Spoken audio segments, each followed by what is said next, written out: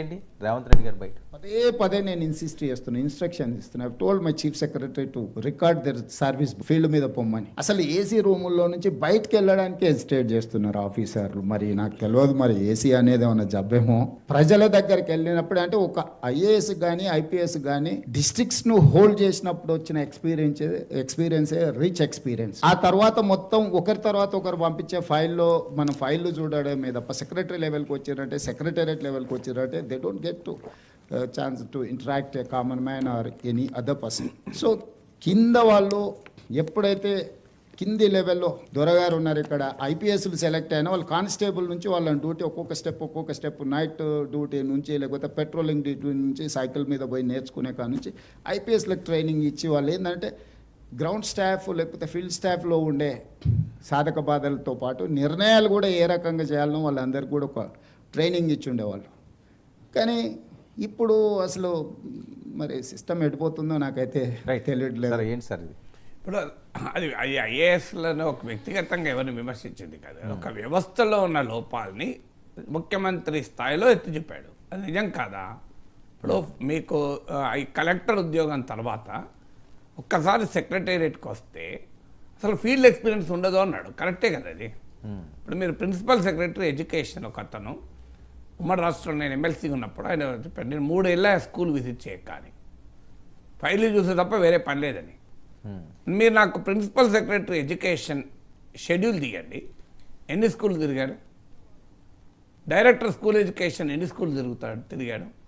Director school education IAS కూడా ఉండకపోవచ్చు. Principal secretary health ఎన్ని హాస్పిటల్ తిరిగాడు చెప్పండి? So principal secretary rural development ఎన్ని గ్రామాలు తిరిగాడు? Please get the schedule. నిజమే అని చెప్పారు రేవంత్ రెడ్డి చెప్పేది.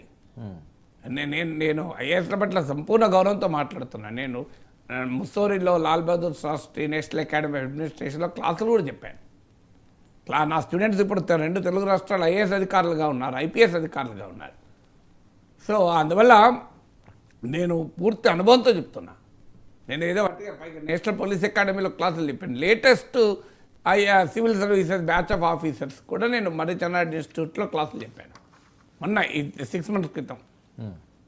సో అందువల్ల ఫౌండేషన్ కోర్సు క్లాసులు చెప్పచ్చాను. అది కూడా వాళ్ళు 2 ఏళ్ళు డ్యూటీ చేసి వచ్చాక సెంట్రల్ సివిల్ సర్వీసెస్ వాళ్ళకు. సో అనుభవంతో చెప్తున్నాను, ఇట్స్ ఎ ఫ్యాక్ట్.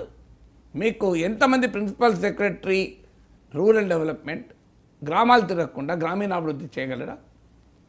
స్కూళ్ళకు వెళ్ళకుండా, టీచర్లతో ఇంటరాక్ట్ కాకుండా, పిల్లలతో ఇంటరాక్ట్ కాకుండా విద్యాశాఖ నడపగలరా? ఆసుపత్రులకు వెళ్ళకుండా, రోగులతో మాట్లాడకుండా, డాక్టర్లతో మాట్లాడకుండా, నర్సులతో మాట్లాడకుండా ఆరోగ్య శాఖకు ప్రిన్సిపల్ సెక్రటరీగా పనిచేయగలడా?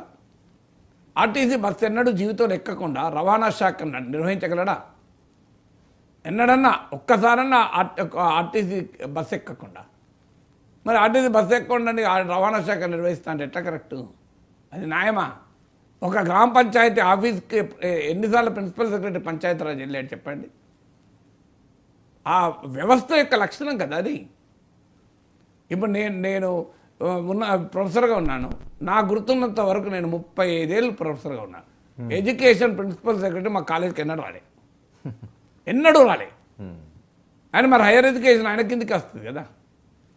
నా 35 years ఆఫ్ ఎక్స్పీరియన్స్ అదే ప్రొఫెసర్గా ప్రిన్సిపల్ సెక్రటరీ హైయర్ ఎడ్యుకేషన్ వచ్చి యూనివర్సిటీలో ప్రొఫెసర్లతో కూర్చొని, అఫ్కోర్స్ యూనివర్సిటీ కొంత అటానమీ ఉంటుంది, నేను కాదన్నాను. కానీ అటానమీ ఎక్కడ మీకు స్టాండర్డ్స్ పెంచడానికి అటానమీ అడ్డు కాదు కదా.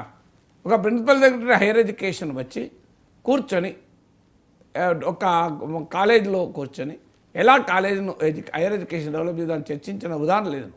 మరి సీఎం అన్నది అదే, అరే ఆ ఫైల్ చూస్తాను కదా అన్నాడు. ఈ ఫైల్ నుంచి ఆ ఫైల్, ఆ ఫైల్ నుంచి ఈ ఫైలే కదా. నిజమే కదా అన్నది. సో జనం దగ్గరికి వెళ్ళండి. ఓకే, ఆ పదం ఏదో అట్రాక్టివ్ ఉండడానికి ఏసీ జబ్ అనొచ్చు. ఇవాళ రేపు ఏసీలు మిడిల్ క్లాస్లకు కూడా వచ్చేసినాయి. ఒకప్పుడు కమ్యూనిస్టులు ఉపన్యాసాలు ఇచ్చేవారు ఏసీ గదుల్లో కూర్చొని అని. ఇవాళ ఏసీ గదిలో ఆర్డినరీ స్కూల్ టీచర్ ఇంట్లో కూడా ఏసీ ఉంటుంది. సో అందువల్ల AC is no longer luxury. AC అనేది ఒక మిడిల్ క్లాస్కి వచ్చేసింది అనుకోండి. ఆయన ఒక పొలిటీషియన్ ఎప్పుడు కూడా ప్రజలకు అట్రాక్ట్ అయ్యే భాషలో చెప్పే ప్రయత్నం చేస్తాడు, చెప్పచ్చు. కానీ ఎసెన్స్ ఏంటి? ఐఏఎస్లకు బ్యూరోక్రసీ. సో ఇప్పుడు ఒక పొలిటీషియన్ ఏంటంటే రోజు ప్రజల్లో ఉంటాడు. పొలిటీషియన్ కొమ్మో రోజు ప్రజలతో సంబంధాలు ఉంటాయి. మీరు ఒక ప్రిన్సిపల్ సెక్రటరీస్ను మనం కలవగలమా? అవును. ఒక సాధారణ school teacher principal secretary education కలవగలడా? అపాయింట్మెంట్ ఉంటుందా? ఒక టీచర్ ఆయనకి ఒక టీచర్కి ఏదో సలహా ఇవ్వద్దు అవుతుంది, కలవగలడా? పోనీ ఒక school student principal secretary education కలవగలుగుతాడా? నాకు చూపెట్టండి ఎంతమంది టీచర్లతో ప్రిన్సిపల్ సెక్రటరీ ఎడ్యుకేషన్ మీట్ అయ్యాడు చెప్పండి చరిత్రలో. ఒక నర్సు హాస్పిటల్ ఎలా బాగు చేయాలని చెప్పి ప్రిన్సిపల్ సెక్రటరీ హెల్త్ ఆఫీస్కి వెళ్ళి చెప్పగలుగుతుందా? మీరు గదులు సెక్యూరిటీ పెట్టుకొని గదులలో కూర్చుంటే అవుతారా? అందువల్ల ఐఏఎస్లు అందరు కాదు, ఐఏఎస్లో ఎస్ఆర్ శంకరన్ లాంటి మహనీయులు కూడా ఉన్నారు. ఎస్ఆర్ శంకరన్ నెల్లూరులో కలెక్టర్ ఆఫీస్లో కూర్చుంటే ఉమెన్స్ కాలేజ్కు ల్యాండ్ కావాలి అని అడిగితే ల్యాండ్ లేదు అంటే మా కలెక్టర్ బంగ్లాకి ఇంత పెద్ద ల్యాండ్ ఎందుకు, ఇందులో సగం తీసి ఉమెన్స్ కాలేజ్కి ఇవ్వండి అన్నాడు. ఎస్ఆర్ శంకరన్కు ఎవరైనా పేదవాళ్ళు వస్తే ఆయన జీతంలోకి వెళ్ళి డబ్బులు ఇచ్చి ఇది ప్రభుత్వం నాకు కొన్ని డబ్బులు పెట్టింది మీలాంటి పేదవాళ్ళకి ఇవ్వమని అని చెప్పించేవాడట. అలా అదేంది నీ డబ్బులు ఇచ్చి అలా చెప్తున్నావంటే ఎస్ఆర్ శంకర్ ఆన్సర్ ఏంటి తెలుసా?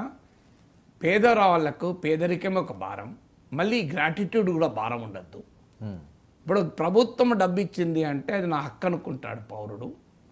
ప్రభుత్వం ఇచ్చింది నా ప్రజల కొరకే కదా ప్రభుత్వం ఉన్నది. కానీ ఎస్ఆర్ శంకరన్ ఇచ్చాడంటే ఎస్ఆర్ శంకరన్ నాకు డబ్బు ఇచ్చాడు జీవితకాలం గ్రాటిట్యూడ్తో బతుకుతాడు, కృతజ్ఞతాభావంతో బతుకుతాడు. పేదరికమే భారము, మళ్ళీ ఇదెందుకు భారం కావాలి అన్నట్టు. అలాంటి ఒక మహనీయులు ఐఏఎస్లో ఉన్నారు, లేరని కాదు, అసలు చాలా గొప్ప వాళ్ళు ఐఏఎస్ ఆఫీసర్లు ఉన్నారు. అది మన నిజంగా అది మనకు ఆ రకంగా చరిత్ర సృష్టించిన వాళ్ళు కూడా ఉన్నారు. అందువల్ల మీరు ఈ ఫీల్డ్ మీద ఉంటే యంగ్ ఐఏఎస్ ఆఫీసర్లకు ఇన్స్పిరేషన్గా ఉంటుంది కదా, ఆ ఫీల్డ్ మీద నువ్వు పనిచేయాలి కదా. ఇప్పుడు పవన్ కళ్యాణ్ గ్రామీణాభివృద్ధి శాఖ మంత్రి, కేరళకు చెందిన మన తెలుగు బిడ్డ కృష్ణ తేజాను ప్రత్యేకంగా ఎంపిక తీసుకొచ్చి ఆయన సెక్రటరీగా పెట్టుకున్నాడు. కేరళ క్యాడర్ ఐఏఎస్ ఆఫీసర్ కేంద్ర ప్రభుత్వం ఎందుకు పెట్టుకున్నాడు? అక్కడ కేరళలో ఫ్లడ్స్ వచ్చినప్పుడు హిస్టారికల్గా 2 లక్షల మందిని ఎవాక్యుయేట్ చేయడంలో అక్కడ ఫైనాన్స్ మినిస్టర్ థామస్ ఐజాక్తో కలిసి ఒక కీలక పాత్ర పోషించాడని పేరు వచ్చింది. నేషనల్ ఇంటర్నేషనల్ అవార్డ్స్ వచ్చాయి, మీరు గూగుల్లో కొట్టండి వస్తుంది. అందువల్ల ఆయన పట్టుకొచ్చుకున్నాడు. సో మీరు అందువల్ల ఇది ఐఏఎస్ వ్యవస్థ పైన కాదు విమర్శ, దిస్ ఇస్ ఇన్ విమర్శ ఆన్ ఐఏఎస్లు వ్యక్తిగతంగా కాదు, వ్యవస్థ పైన విమర్శ. అసలు ఎవరికి వింటారే? ప్రజాప్రతినిధులు కూడా వినరు, ప్రజాప్రతినిధులు కూడా వినరు. మీకు పేర్లతో సహా చెప్పగలుగుతాను. మనం ఇప్పుడు నేను ఎక్స్ ఎమ్మెల్సీ సందీప్ సుల్తానియా అని ఒక ఐఏఎస్ అధికారి ఉన్నాడు, పంచాయతీరాజ్ రూరల్ డెవలప్మెంట్లో పనిచేశాడు, ఫైనాన్స్లో ఉన్నాడు. ఒక ఎక్స్ ఎమ్మెల్సీగా నేను ఫోన్ మాట్లాడితే నా అనుభవం చెప్తున్నా, పేరుతో సహా చెప్తున్నా. నేను ఒకటండి ఇంకో ఇలా మీరు జీవో అలా లేదండి ఇలా ఉంది అన్నా. అది దాని ఆన్సర్ ఏంటి తెలుసా? నేను I will verify it sir అనలే. నువ్వే ఆప్ దీజియే జీవో, ఆప్ ఇష్యూ కరే మేరే को बोलते. ఇది ఆయన ఆన్సర్. ఎవరితోని? ఒక ప్రజాప్రతినిధిగా 8 ఏళ్ళు పనిచేసిన వ్యక్తితోని, సమాజంలో గుర్తింపు ఉన్నటువంటి ఒక వ్యక్తితోని, ఒక ప్రిన్సిపల్ సెక్రటరీ రూరల్ డెవలప్మెంట్గా ఉన్న టైంలో నా అనుభవం చెప్తున్నాను. ఇప్పుడు ఫైనాన్స్లో ఉన్నట్టున్నాడు. దిస్ ఈజ్ ఎక్స్పీరియన్స్, పేరుతో సహా చెప్తున్నా. సందీప్ సుల్తానియా అది ఏంది నువ్వు అంటే ఐఏఎస్ అయితే నేను కూడా ఐఏఎస్లో క్లాసులు చెప్పినండి. అదే ఐఏఎస్లో రామకృష్ణారావు గారు అన్నారు, ఫైనాన్స్లో చాలా ఎక్స్పీరియన్స్డ్ హైలీ నాలెడ్జబుల్ ఆఫీసర్. నేను ఒకసారి ఏదో అంశం పైన ఫోన్ చేస్తే చెప్పండి sir, very really happy to talk to you sir, మీతో కూర్చోవాలి సార్, వచ్చి మాట్లాడదాం సార్ ఒకసారి, we have to discuss sir అన్నాడు. శేషాద్రి గారు అన్నారు, ఇప్పుడు Revanth Reddy principal secretary, wonderful officer. అంతకుముందు కేసీఆర్కు ప్రిన్సిపల్ సెక్రటరీ నరసింహరావు గారు అన్నారు, వండర్ఫుల్ ఆఫీసర్స్. నేను ఇప్పుడు కేసీఆర్ ప్రిన్సిపల్ సెక్రటరీ చెప్పిన రేవంత్ రెడ్డి ప్రిన్సిపల్ సెక్రటరీ తేడా లేదు చూడండి.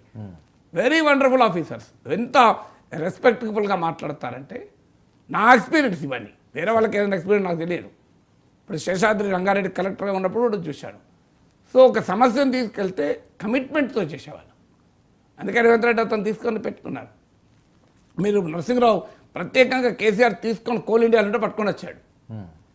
అందువల్ల ఇలాంటి నేను అనేకసార్లు నరసింహరావు గారికి ఫోన్ చేసేవాడిని, చేసి నా అభిప్రాయాలు చెప్పేవాడిని, థ్యాంక్స్ సార్ అని చెప్పేవాడు. కానీ who are you to tell me అనలే. అదే సమయంలో సందీప్ సుల్తానియా రావడంలో కూడా చూశాను. आप ఏదో ఇష్యూ मेरे को बोलते जी वो అరే నీకు ప్రజాప్రతినిధి అంటే రెస్పెక్ట్ లేదు, ప్రజలంటే రెస్పెక్ట్ లేదు, సమాజంలో ఒక గుర్తింపు ఉండి కొత్త విషయాలు తెలిసిన వాళ్ళంటే రెస్పెక్ట్ లేదు. ఇది ఐఏఎస్ ఆఫీసర్లకు కొంతమందికి ఉండే లక్షణాలు ఇవి. మేము ఐఏఎస్ మమ్మల్ని మించిన లేరనుకుంటారు. నేను ఒకసారి జాయింట్ ఎమ్మెల్సీగా ఉన్నప్పుడు ఎడ్యుకేషన్ పైన ఒక రివ్యూ అవుతుంది. జాయింట్ సెక్రటరీ ఎడ్యుకేషన్ ఒక అతను ఉండే, పేరు చెప్పడం బాగుండదు. మీ ఎమ్మెల్సీలకు ఏం తెలుసు, చదువు రాదన్నట్టు మాట్లాడాడు రాజకీయ నాయకులకు. ఆయన తెలియదు నేను రాజకీయ నాయకుడు అనుకున్నాడు. రాజకీయ నాయకులు కూడా చదువు రాదన్నట్టు తప్పు. రాజకీయ నాయకులు చాలామంది మేధావులు ఉన్నారు. నేనుండి అప్పుడు చంద్రబాబు అన్న ఉండే హైదరాబాద్ కలెక్టర్గా, ఇప్పుడు బీజేపీలో ఉన్నట్టున్నాడు. నేను ఆయన చంద్రబాబు ముందట ఉన్నా, టెల్ యువర్ మ్యాన్ హూమ్ అమాయ్ చంద్రబాబు అన్నా. ఇట్లే అన్నా Chandrababu garu, tell your man whom అమాయ్ అన్న. నీ ఐఏఎస్లో క్లాసులు చెప్పినా నువ్వేం మాట్లాడుతున్నావు అన్న. I thought I was visiting professor at the National Academy of Administration. మరి నాకేం తెలియకపోతేనే మీ ముసర్లు మీ ఐఏఎస్ వాళ్ళ క్లాసులు చెప్పని పిలిచిండ్రా అన్న. మీ ఐపీఎస్లో 15 ఏళ్ళు క్లాసులు చెప్పిన.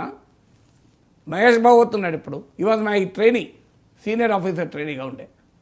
ఇప్పుడు కమిషనర్గా ఉన్నాడు కదా, చాలా పెద్ద అతను కదా, డీజీగా ఉన్నాడు, ర్యాంక్లో ఉన్నాడు, పేర్లతో సహా చెప్తున్నా నేను. మరి ఇప్పుడు ఆ స్థాయిలో ఇప్పుడు నాలాంటి వాడికి ఒక ఐఏఎస్ అధికారితో అనుభవం ఏంటంటే ఈ రకంగా మాట్లాడాడు, పేరుతో సహా చెప్తున్నా. మరి ఆయన రేవంత్ రెడ్డి అంటే ఆయన అన్నది అదే, ఆయనకు అలాంటి అనుభవాలు ఎన్ని ఉన్నాయో ఎమ్మెల్యేగా ఎమ్మెల్సీగా. నాకున్న అనుభవాలు ఆయనకు కొన్ని ఉంటాయి, అందుకే చెప్తున్నాడు. ఆయన ప్రతిపక్షంలో ఉన్నాడు జీవితం అంతా. మొదటిసారి చీఫ్ మినిస్టర్ అయ్యాడు. అధికారంలో ఉన్న ఎమ్మెల్యేలకేమో సలాంలు కొడతారు, మంత్రులకు సల్యూట్లు కొడతారు, ముఖ్యమంత్రులకు సల్యూట్లు కొడతారు. కానీ ప్రజల పక్షాన మాట్లాడే ప్రతిపక్ష వాళ్ళకోమో లేకుంటే వేరే వాళ్ళకో కేర్ కూడా చేయరు కొంతమంది. So what is this? ఇప్పుడు నాకంటే కనీసం తెలుగు వాళ్ళు అయితే అందరూ గౌరవిస్తారు. సో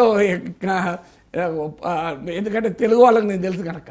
ఈ నాన్ తెలుగు ఆఫీసర్లు అసలు మాట్లాడలేము మనం, మామూలు అరగన్స్ ఉండదు, అలా మనకు తెలియదు కనుక.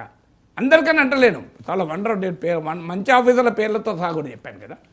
సో అందువల్ల మనకు ఫండమెంటల్గా రఘునందన్ రావు గారు ఉన్నారు, పంచాయతీరాజ్ సెక్రటరీ, ఇప్పుడు ఇప్పటికి కూడా అగ్రికల్చర్ సెక్రటరీగా ఉన్నారు, wonderful officer.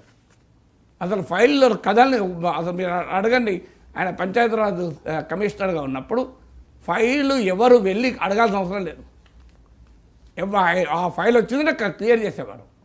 One of the very efficient officer Raghunandan Rao గారు.